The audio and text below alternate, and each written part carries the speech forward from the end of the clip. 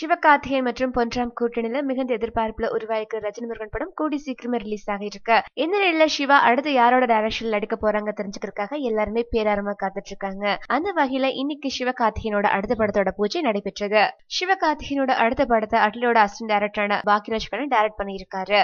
மேலும் சிவகார்த்திகேயனோட close ஃப்ரெண்டான Adhiraja 24AM studios மூலமா இந்த படத்தை தயாரிச்சிருக்காரு. PC ஸ்ரீராம் ஒளிப்பதிவு செய்ய இந்த படத்துக்கு கலை இயக்குனரா முத்துராஜ் கமிட் ஆகியிருக்காரு. மேலும் சவுண்ட் டிசைனிங் பொறுப்பை ஆஸ்கர் விருது பெற்ற ரசூல் பூக்குட்டி கவனிக்கிறாரு. மேலும் இந்த படத்தோட படத்தொகுப்பை ஆண்டனி எல் ரூபன் கவனிக்கிறாரு. அது மட்டும் இல்லாம சங்கரோட படத்துல ஒர்க் பண்ண வீடா ஒர்க் ஷாப் நிறுவனம் இந்த படத்தோட ஒப்பனை விஷயங்களை கவனிக்கிருக்காங்க. காமெடி கதாபாத்திரத்துல சந்தானம் நடிக்க இந்த படத்துக்கு அனுமதி அமைக்கிருக்காரு. இன்னும் பெயரிடப்படாத இந்த படத்தோட படப்பிடிப்பு கூடி சீக்கிரமே ஸ்டார்ட் பண்ணி இருக்காங்க. மேலும் இந்த படத்தோட ஹீரோயின் யாருங்கிற செய்திகள் கூடி சீக்கிரமே வெளியாகும் எதிர்பார்க்கப்படுகிறது. மேலும் சினிமா செய்திகளை உடனுக்குடன் தெரிந்து கொள்ள கீழே உள்ள சப்ஸ்கிரைப் பட்டனை அழுத்தவும்.